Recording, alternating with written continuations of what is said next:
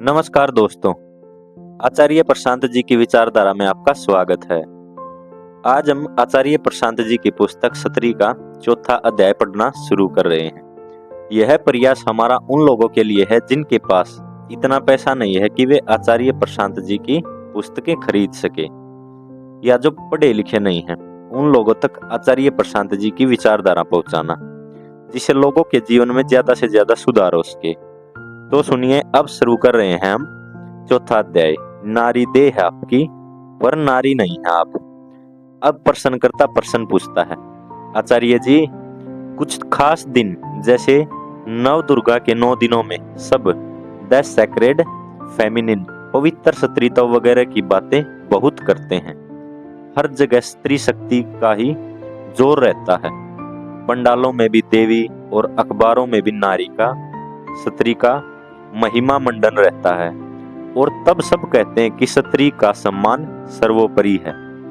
जब नवदुर्गा बीत जाती है तब ये सब शांत हो जाता है। तो क्या महिलाओं को इज्जत सिर्फ नवदुर्गा में मिलनी चाहिए? इस पर आचार्य जी बताते हैं, सम्मान का अधिकारी न पुरुष होता है न स्त्री होती है। इज्जत न आदमी को मिलनी चाहिए न औरत को मिलनी चाहिए, न नर न नारी, किसी को नहीं, क्योंकि ये सब तो देह के नाम है, लिंग के नाम है। लिंग का निर्धारण तो जन्म से ही होता है। जन्म में आपने क्या करा है जो उसके लिए आपको इज्जत मिल जाए। जब आप कहते हैं स्त्रियों का सम्मान होना चाहिए, स्त्री तो आप जन्म से ही हैं, और अपने जन्म में आपने तो कुछ किया नहीं था, तो आपको किस बात का सम्मान? इसी तरीके से जो पुरुष हैं, वो पुरुष तो जन्म से ही हैं। अचानक बीच में अपनी यात्रा में तो बन नहीं गया कि 5वें साल में उसने कुछ ऐसा कर्तव्य कर दिखाया कि वो पुरुष बनने का हकदार कहलाया। ऐसा तो कुछ होता नहीं है। वो पुरुष जो है वो पहले ही दिन से ही पैदा लड़का हुआ था, और लड़का पैदा होने से उसकी न तो अपनी कोई पात्रता है न शर्म, तो उसे इस बात की इज्जत क्यों मिलना चाहिए कि वो लड़का है? लड़की को भी इस बात की इज्जत क्यों मिलनी चाहिए कि वो लड़की है? ये बात क्या है? तो मैं कह रहा हूं, सम्मान का अधिकारी न पुरुष न स्त्री, न नर न नारी, न लड़का न लड़की, कोई नहीं, न बच्चा न बूढ़ा, न अमीर न गरीब, न काला न गोरा। सम्मान का अधिकारी कोई नहीं है, क्योंकि ये सब किसके नाम है? ये सब शरीर के नाम है। शरीर की एक अवस्था का नाम है वृद्धावस्था, और शरीर की ही अवस्था का नाम है बाल्यावस्था। शरीर का रंग गोरा तो आप गोरे हैं, शरीर छोटा तो आप छोटे हैं। इन सब बातों पर क्या इज्जत और कौन सी बेइज्जती? इन सब बातों पर अगर इज्जत मिलने लग गई तो बड़ा गड़बड़ हो जाएगा। इसी तरीके से रंग रूप है, शरीर की चीज है, उस पर क्या इज्जत मिलनी है?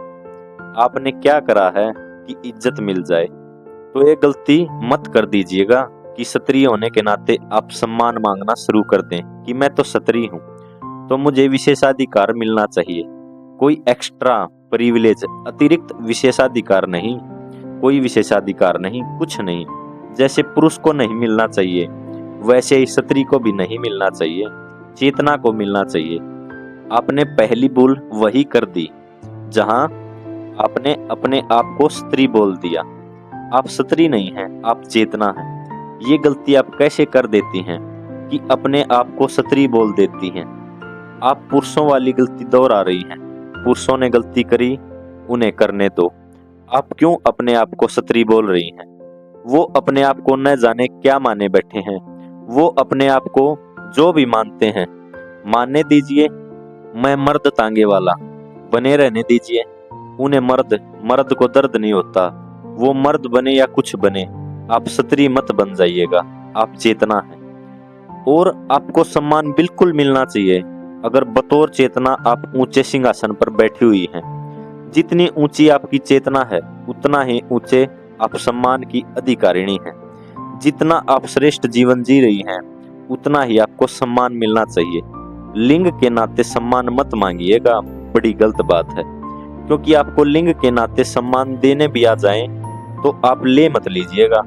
और बहुत लोग होते हैं वो ऐसे ही अरे सत्री है तो उनको सम्मान देना ही चाहिए न। लोग बड़ी ठसक के साथ बताते हैं, इसको सिविली शिष्टता बोलते हैं। I am very respectful towards women. मैं महिला के प्रति बहुत सम्मानजनक हूँ, हैं भी। और अगर वो अभी किसी की जेब काट कर आई है, तुम तब भी रिस्पेक्टफुल रहोगे? नहीं, पूछ रहा हूँ। स्त्री किसी की जेब नहीं काट सकती। नहीं काट सकती तो फिर ये महिला जेल क्यों होती है? स्त्रियों के लिए कैद खाने क्यों होते हैं? अगर सब स्त्रियां सम्मान की ही पात्र हैं तो उनको क्यों फांसी दी जाती है? इस देश की एक प्रधानमंत्री की हत्या ही एक स्त्री ने की थी। ये रिस्पेक्टफुल टूवर्ड्स वुमेन क्या होता है? ये उतनी ही बड़ी गलती है जितनी बड़ी ये रिस्पेक्टफुल टूवर्ड्स मैन, आदमी के प्रति सम्मानजनक होना। मैं पूछ रहा हूँ, आपके इतिहास में भी या पौराणिक कथाओं में भी जितने भी अधम चरित्र हैं वो सब पुरुषों के ही हैं क्या? स्त्रियों के नहीं हैं? शूर्पणखा का नाम नहीं सुना? ताड़का का, पूतना का नहीं सुना? बोलिए, मंथरा कौन थी?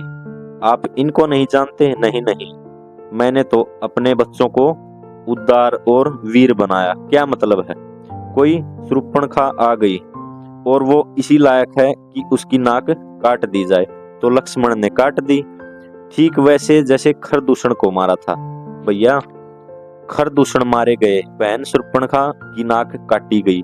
उसके बाद भैया कुंभकर्ण और रावण भी गए, क्योंकि इनमें लिंग भले ही अलग अलग था, चेतना के तल पर सब एक थे। स्त्री को या पुरुष को नहीं मारा जा रहा, गिरी हुई चेतना के एक मनुष्य को मारा जा रहा है। स्त्री पुरुष हटाइए न, इंसान को इंसान की तरह देखना सीखिए। क्यों व्यर्थ के विभाजन खड़े करते हैं? आत्मा एक है और किसी भी मनुष्य का मूल्यांकन बस इसी के आधार पर होना चाहिए कि वो कितना आत्मसत है। चेतना की ऊंचाई को ही आत्मा कहते हैं। जो जितनी ऊंचाई पर है वो उतने सम्मान का हकदार है। और अभी मुझे जितनी भी महिलाएं सुन रही हो, लड़कियां सुन रही हो, बहनें सुन रही हो, सबसे मैं बोलूंगा, अपने आप को महिला, स्त्री, नारी, लड़की समझना छोड़ दो। अपने आप को चेतना कहा करो। चेतना मात्र हूं मैं। और नारी सशक्तिकरण के नाम पर पुरुषों की भूलें मत दोहराओ।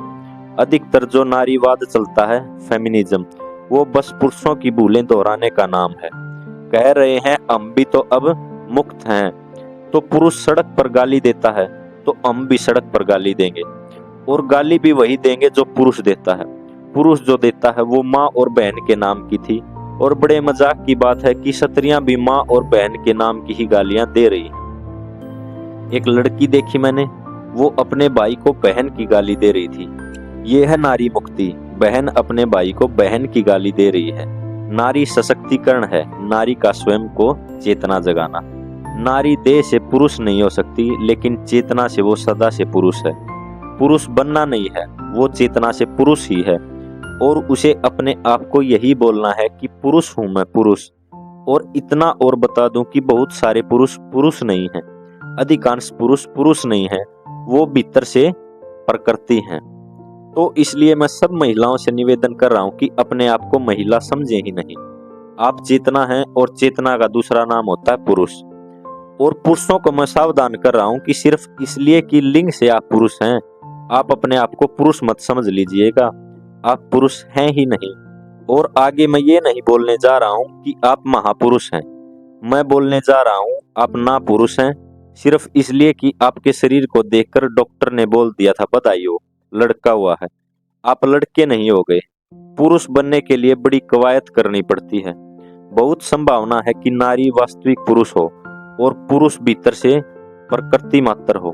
प्रकृति को ही स्त्री कहते हैं। शरीर के तल पर बड़ी भूल हो जाती है, बड़ा भ्रम है।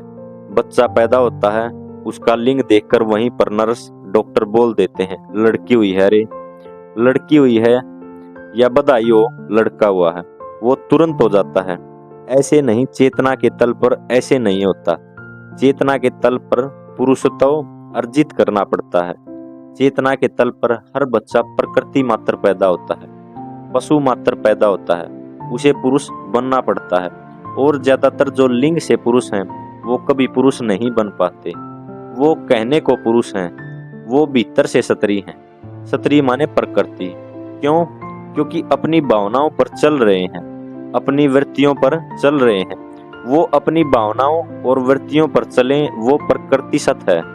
और देह से भले ही कोई क्षत्रिय हो, लेकिन वो भावनाओं और वृत्तियों पर चलने की जगह अगर बोध पर चले तो वो पुरुष हो गई। ये है असली पुरुष। तो ये सब छोड़ो कि हम औरत हैं इसलिए इज्जत की हकदार हैं। मैंने कहा इज्जत की हकदार सिर्फ चेतना होती है। चेतना के उत्थान में ही पौरुष है। चेतना का उत्थान ही पुरुषार्थ है। और चेतना के तल पर क्षत्रिय हो या पुरुष हो, लिंग वाला देह वाला, उसे पुरुष ही हो जाना है। उन्हीं की संगत करना, उन्हीं को आदर्श बनाना और उन्हीं के सामने सिर झुकाना जो चेतना की एक ऊंचाई रखे। हम सब प्रकृति पैदा होते हैं, हमें पुरुष बनना होता है। पुरुष तो बिरला कोई होता है। और पुरुष, वास्तविक पुरुष अगर क्षत्रिय की देह में मिले तो बहुत अच्छी बात है, उसे पुरुष ही माना जाना चाहिए।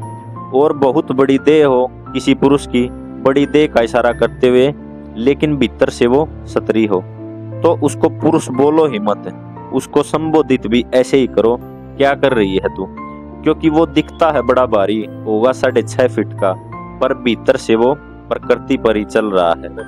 प्रकृति समझते हो, हार्मोन्स, अंतरस्त्राव पर चल रहा है, भावनाओं पर चल रहा है, कामनाओं पर चल रहा है। ये कहाँ का पुरुष हो गया, ये पुरुष के नाम पर लानत है। हमेशा के लिए ये सूत्र याद रखिएगा, देह देखकर नहीं, उम्र देखकर नहीं, लिंग देखकर नहीं, आर्थिक स्थिति देखकर नहीं, किसी को भी इज्जत दीजिए, उसकी चेतना देखकर दीजिए। देह से चाहे क्षत्रिय हो, पुरुष हो, काला हो, गोरा हो, बच्चा हो, बूढ़ा हो, गरीब हो, अमीर हो, कुछ भी हो, देह से कुछ भी हो सकता है कोई। मन देखिए उसका, चेतना देखिए उसकी, और उसी आधार पर उसको सम्मान दीजिए। ठीक है, अब हमारा चौथा अध्याय पूर्ण हुआ। अगर हमारा प्रयास आपको अच्छा लगा हो तो वीडियो को लाइक करें, शेयर करें, चैनल को सब्सक्राइब करें, कमेंट भी जरूर करें। धन्यवाद।